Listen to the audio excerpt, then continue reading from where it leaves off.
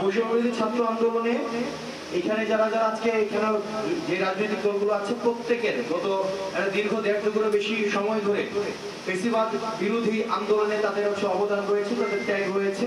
তারা দীর্ঘ সময় ধরে তারা একটা রেজিস্ট্যান্স দেখিয়েছে এবং ফ্যাসিবাদ বিরোধী আন্দোলনে সবাই তাদের কন্ট্রিবিউশনের জায়গা থেকে সবাই একসাথে এসেছিল বলেই আমরা সামগ্রিকভাবে বৈষম্যবিরোধী ছাত্র আন্দোলনের নেতৃত্বে আমরা ফ্যাসিস্ট এবং খুনি শেখ হাসিনাকে আমরা স্থায়ীভাবে বাংলাদেশ থেকে উৎখাত করতে পেরেছি এবং এই স্থায়ীভাবে উৎখাত করার পরে আমরা একটি আমাদের প্রত্যাশিত বাংলাদেশের যে যাত্রাটি সেই যাত্রাটা এখন শুরু হয়েছে। কিন্তু এই শুরু হওয়ার পর থেকে আমরা দেখছি যে আমাদের বাংলাদেশ থেকে যে ফ্যাসিবাদকে উৎখাত হয়েছে তাদের নানাবিধ ষড়যন্ত্র, তারা বিদেশে বসে বিভিন্নভাবে ষড়যন্ত্র করছে এবং বিভিন্ন ফরম্যাটে তারা আবার ফিরে আসতে যাচ্ছে। এখন আমরা আমাদের জায়গা থেকে আজকে আলোচনার মধ্য দিয়ে আমরা কিছু বিষয় সিদ্ধান্তে পৌঁছেছি।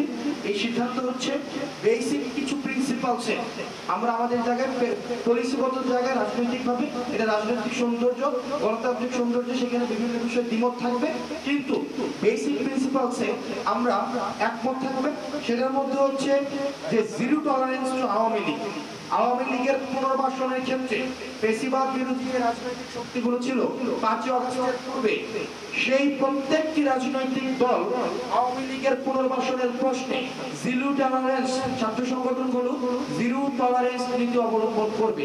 অর্থাৎ কোন ফরম্যাটে আওয়ামী লীগকে পুনর্বাসিত হওয়ার সুযোগ দেওয়া হবে না, কোন ফর্মে আওয়ামী লীগ পুনর্বাসিত হবে না, তারা যত চেষ্টাই করুক না কেন।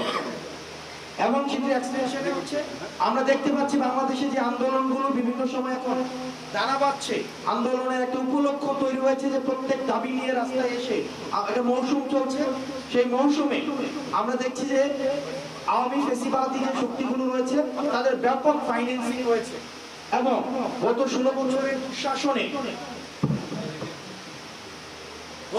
বছরের দুঃশাসনে আওয়ামী লীগ আমরা দেখেছি যে বাংলাদেশের অর্থনীতিকে নাজুক একটি পরিস্থিতিতে তৈরি করে তারা নিজেদের পকেট ভারী করেছে এবং দেশটাকে আমরা দেখেছি ব্যাংকগুলোকে খালি করে ফেলা হয়েছে এবং অফশোরিং এর মাধ্যমে প্রচুর পরিমাণ একটা 2 লক্ষ কোটি টাকারও বেশি পাচার করেছে।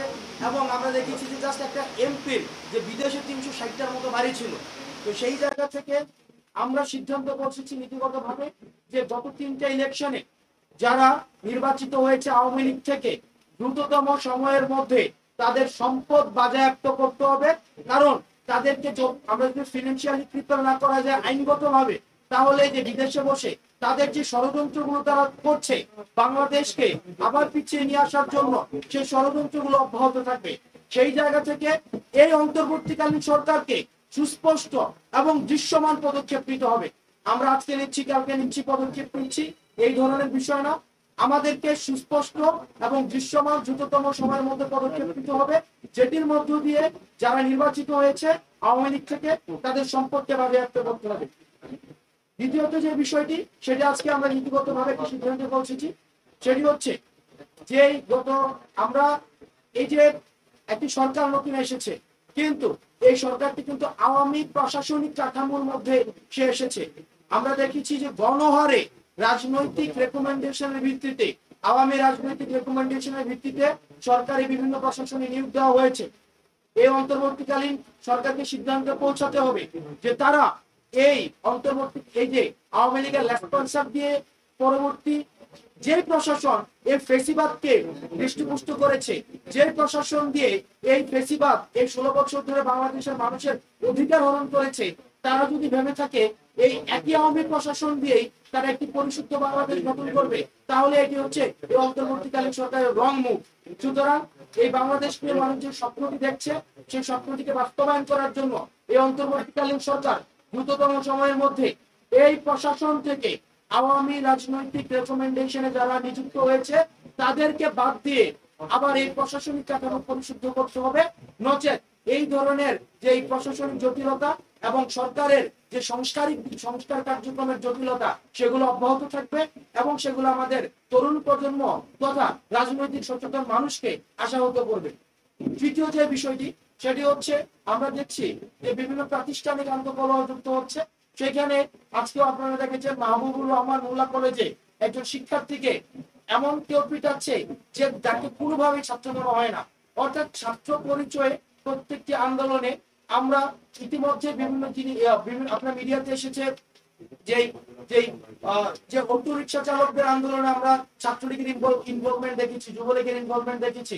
তারা একটি উপলক্ষ খোঁজার মধ্য দিয়ে আমাদের মধ্যে কলহ সৃষ্টি করার মধ্য দিয়ে তারা পায়তারা করতে চায়। সেই জায়গা থেকে বাংলাদেশের সকল ছাত্র সমাজ 5ই আগস্টের পূর্বে আমরা যেভাবে ঐক্যবদ্ধ ছিলাম, ঠিক একভাবে ঐক্যবদ্ধ হওয়ার জন্য একতার বার্তা নিয়ে আমরা বৈষম্যবিরোধী ছাত্র আন্দোলন সকল রাজনৈতিক ক্যাম্পাস কেন্দ্রিক এবং সকল রাজনৈতিক যে দল রয়েছে, ফেসিবাদ বিরোধী যে শক্তিগুলো রয়েছে, ছাত্র সংগঠনগুলো রয়েছে, তাদের ঐক্যমত্যের ভিত্তিতে আমরা সিদ্ধান্ত পৌঁছেছি আগামী 1 সপ্তাহ আমরা জাতীয় ছাত্র সংহতি সপ্তাহ ঘোষণা করছি।